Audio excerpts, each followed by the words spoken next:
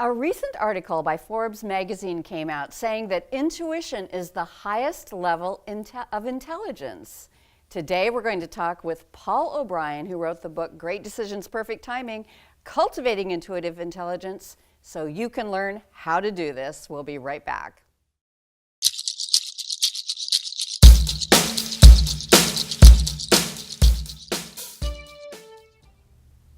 Welcome to Inspired Conversations. I'm Diane. With me today is Paul O'Brien, visionary entrepreneur, author of several books, and worldwide speaker. Thank you so much for joining me today. It's a pleasure to be here again. Thanks. And what a great timing. This article came out saying that intuition is the highest level of intelligence. So I think we can stop saying now, I'm intuitive. We can just say, I'm smart. There you go. I love it. Okay. But you wrote the book, Great Decisions, Perfect Timing, Cultivating Intuitive Intelligence, and you had a very successful business using intuition and some of the divination tools to build your business, tarot.com. So tell me how you develop intuition or how you teach others. Don't we all have it? We definitely all have it. It's been called the sixth sense for 1,000 years because it's built into every one of us as a form of intelligence. Mm-hmm. Now, we don't necessarily have access to it as much as we would like, and sometimes we don't have access to it when we need it the most because of all kinds of reasons. Well, let's talk about intuition for a second, and then I'll explain why it's so hard for us to access it, because I think of it as a sense, as an instinctive sense. And it's about pattern recognition, but it's where you can't see the whole pattern. You connect the dots in a very big picture sense. And that's something that it takes some experience, in some life experience, to be able to do. So usually the people with the best intuition are the people with the broadest life experience, or the broadest experience of the various different facets of life. And it also requires a lot of openness. So if you think of it, like I often use the example of the hand, and the palm of the hand is your mind, and each of the 5 fingers is one of the 5 senses, and they're like antenna. Mm-hmm. And so the visual cortex takes up like half the brain. It's this humongous antenna that's streaming information all the time. And we're a very visual culture. We look at screens. We're always we count looks as a very important thing. Yeah, but there's the auditory and the kinesthetic, the sense of touch, etc. So these 5 senses are ways that we get information into the mind. But imagine there's this dinky little 6th finger. Mm-hmm. That's a very fine little antenna that's calibrated for a very sensitive signal that's easily drowned out by the other 5. Yeah, and I think a lot of us have intuitive experiences. Until you get some actual feedback, though, it's hard to believe that was intuition, or was that just a coincidence? Right. Or is that intuition or imagination? Right, yeah, and it's even harder to tell because when we get a strong feeling, we can interpret that as something that's imperative for us to do, that's an intuitive gut feeling. Mm-hmm. Because the intuition will take the form, an intuitive insight will take the form of a gut feeling, mm-hmm. or it can take the form of some kind of vision or a dream, or maybe some people are clairaudient, they actually hear things.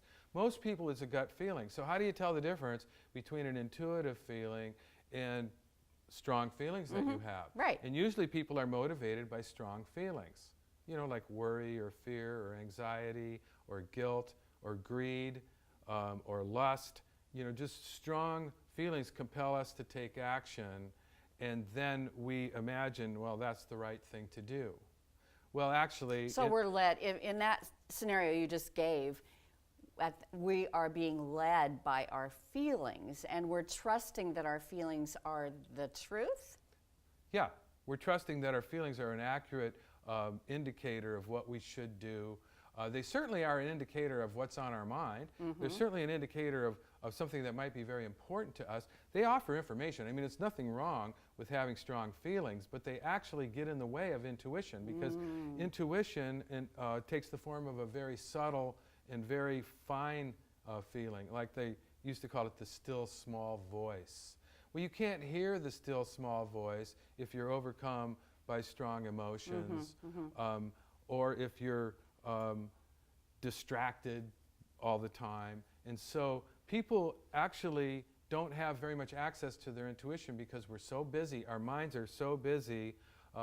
In the East, they call it the monkey mind. Right. And really, in order to access your intuition, you've got to create the conditions that reduce the noise and not count and remove the emotional barriers in the form of whatever strong feelings. Now, this is a perfect example because it happened to me, and this is so real. Like when my kids were small, I had a lot of catastrophic thinking, and something would come into my mind, and I would think, oh my God, is that horrible thing going to happen that just came into my mind? It was based on fear. Right. And then I soon realized that when I was having an intuitive thought, it didn't come as my mind was working first and then it came.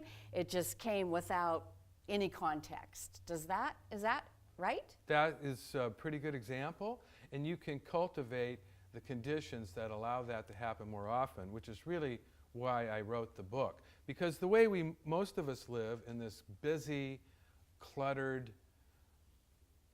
distracting reality, an intuitive insight is almost a minor miracle because we're just so busy and so distracted all the time. So we have to create conditions because you can't force intuition to happen.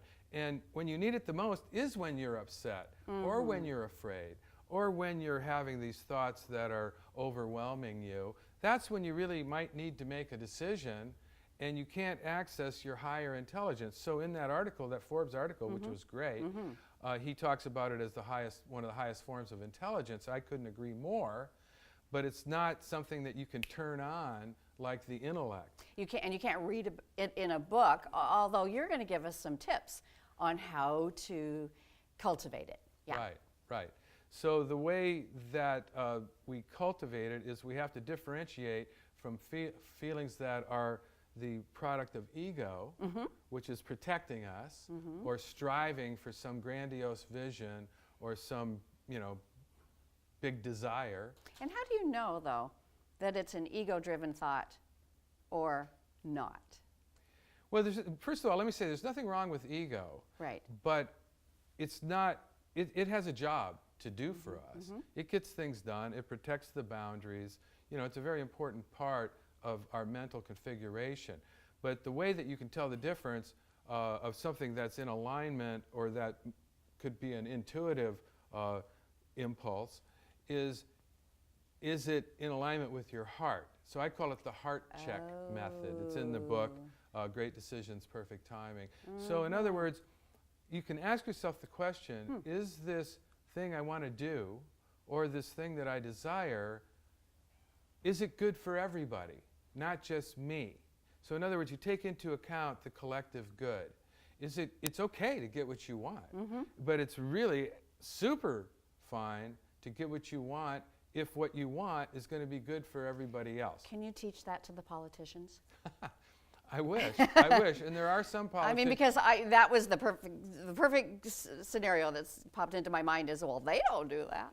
Well, some of them do. Yeah, it's easy to judge others rather than ourselves, but the narrative is just so noisy right now. I think here in Oregon, we've got pretty honest politicians that care about the collective good, like Merkley and Kate Brown. But that's just my opinion. And believe me, I'm as cynical about politicians as the rest of us. So cultivating intuitive intelligence is an art form. It's more of an art than a science. And what we have to learn to do is create the conditions where we can sort of take a time out. So it's really about mindfulness. You have to be very mindful. It's like meditation. And so in this book, I've got all these practices that are sort of like very easy types of meditations that get you free from the obstacles. So really, intuition happens naturally if it's allowed to, if it's not blocked or if you're not totally distracted. And you have on divination.com, your website, you have meditation, manifesting meditation? Well, that gets to the whole concept of vision. Yes, I have a manifestation meditation template there. Okay. It's in a word processing format, and it's designed so people can download it and modify it for their own need, whatever their heart's desire is. Now, I call it heart's desire to distinguish from an ego desire or some lower desire, because basically the higher self is really where we're going to find joy and happiness and love. The lower self is where we're going to feed our appetites and go after power and material gratifications. Not that there's anything wrong with those things, but if we're living there all the time, we're denying ourselves the opportunity to really flourish. And in this culture, we separate those two out. Now, a lot of cultures don't. Like we think, oh, our, for the good of all and meditating and getting to joy and bliss, that's for Saturday and Sunday. Monday through Friday, I have to be in my ego because it's a dog-eat-dog world, and I've got to, so wouldn't it be beautiful if we could be doing all of it, both sides at once? Well, I think we can. Okay. And you're right. There are people who do manage to integrate their higher self with their day-to-day life. And so they're guided by their heart and by their values, their spiritual values, regardless of whatever religion they're in. There are lots of people like that in the world, and you never hear them. They're not calling attention to themselves. Right. There's a lot of heroically spiritual people in the world. So, we can forget that because it's the other side of the coin that gets all the press. And so the press is dedicated to getting us all excited and feeding our grievances and stirring up outrage, and then in between, most of the time on a news show is spent trying to sell us tranquilizers. Right. Well, online it's pay-per-click. So I keep trying to tell people, media literacy, this is what I'm going to teach every time I have an opportunity, is every time you click on an article, somebody's getting paid. And so the headlines are what sells. And that's what we're doing. So we have to be careful. Anyway, we need to take a short break. Okay, I'm with Paul O'Brien, and this is Inspired Conversations, and we'll be right back. Judson Roy is a full-service interior design, staging, and furniture establishment. Located in the heart of Canby, Judson Roy is your complete decorating solution. Whether you're in need of furnishing a new home, updating your decor, or staging a house to sell, Judson Roy will assist you with their experienced sales and decorating staff. Be sure to look at their website, judsonroy.com. Welcome back to Inspired Conversations. I'm here with Paul O'Brien talking about intuition, and the Forbes article said that intuition is the highest form of intelligence. So look at how smart we are. We didn't know it. And it behooves us to cultivate it then, since it is that. And we were talking just before the break about the manifestation template, meditation manifestation template. Right. And that ties into the application of intuition towards getting what you want. Okay. And so my book has my story as the background story of how I achieved right livelihood for myself and ended up making a ton of money, even though that wasn't my goal. But it's sort of one of those do what you love and the money will follow stories. But really what I wanted and what I was trying to manifest was creative freedom. That's what I called it. I wanted to work for myself, and I wanted to invent something that was meaningful to me and make a business out of it, whether I made a lot of money or not. And in fact, I left an executive position where I was making good money in order to take this incredible risk. Why did I do that? Because my intuition told me to do that. How did I access my intuition? Well, the story's in the book, and we're talking about it here today. But one of the things I knew going in, and that I had studied for 10 years before that, when I was the manifestation process, which later, years after I had been teaching it, became famous with that DVD, The Secret. Oh, yeah.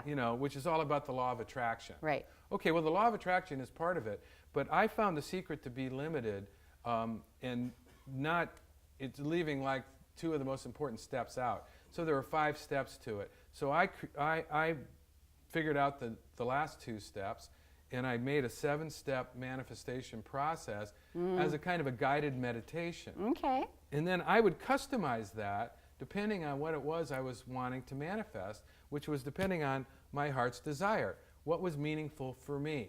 What is it that I wanted? So creative freedom was one treatment that I had. I had another one for intimate partnership, family harmony, all the things that I wanted, as well as financial abundance.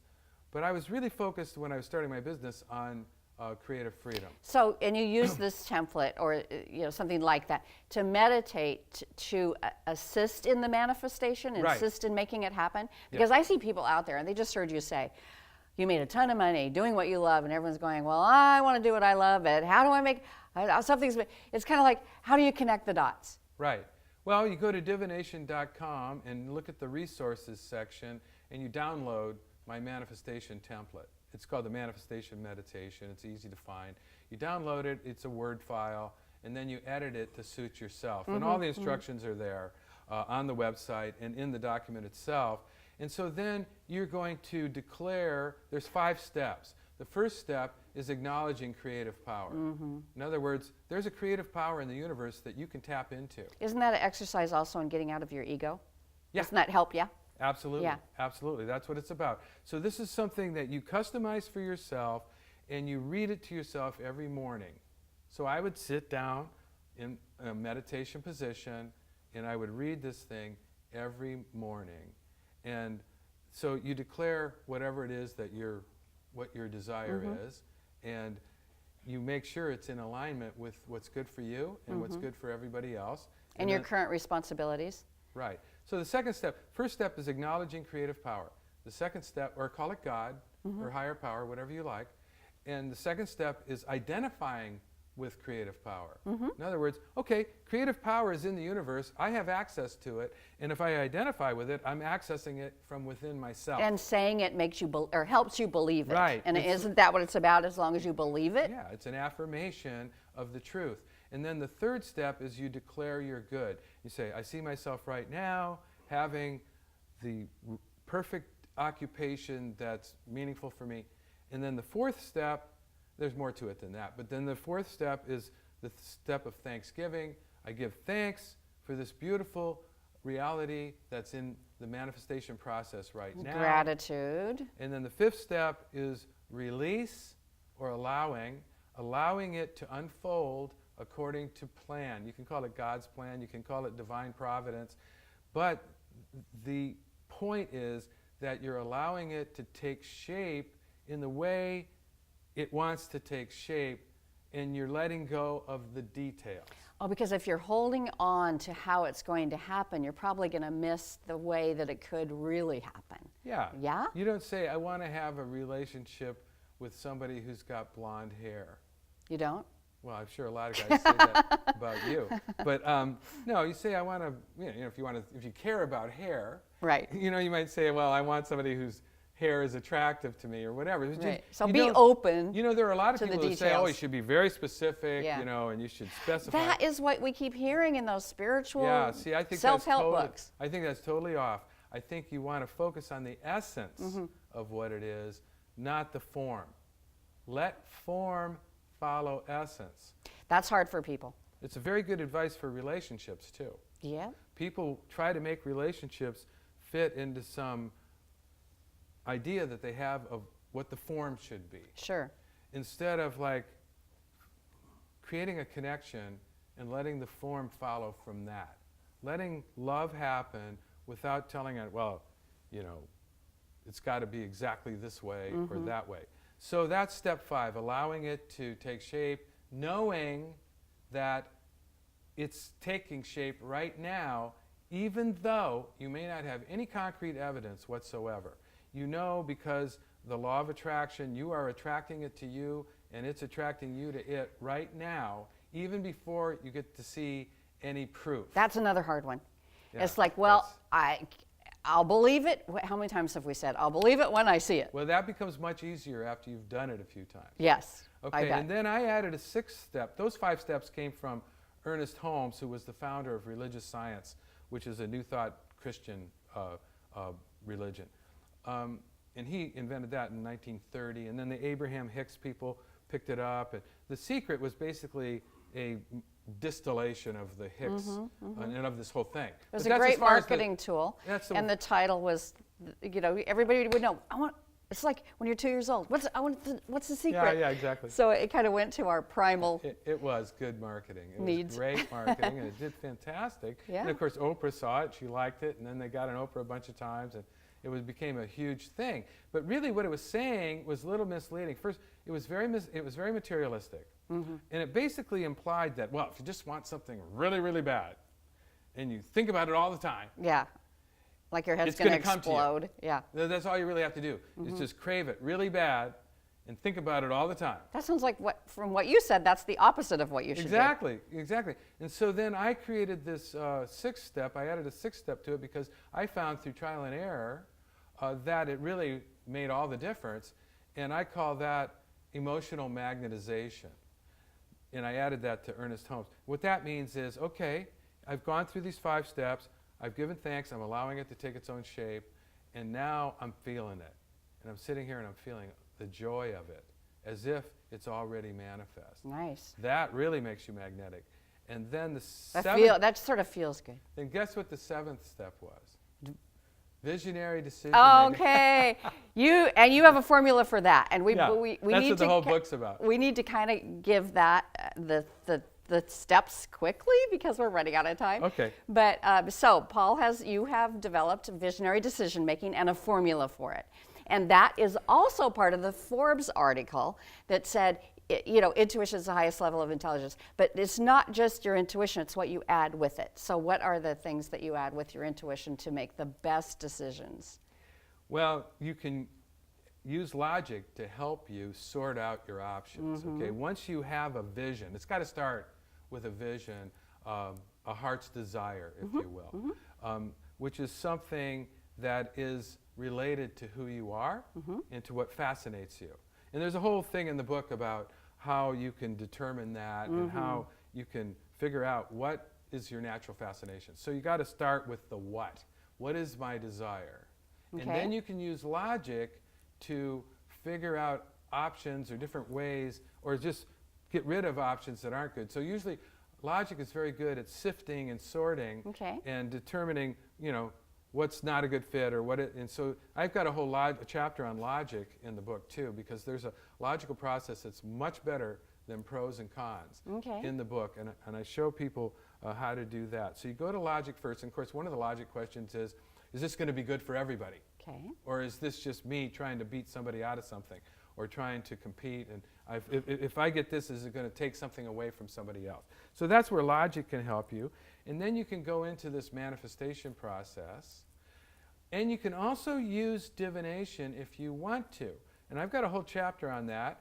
And the one I focus on is the I Ching, which is an ancient Chinese system for stimulating the intuition. And you used that all the way through. Even before you went into business, you started this in college, and we're going to do another show on that.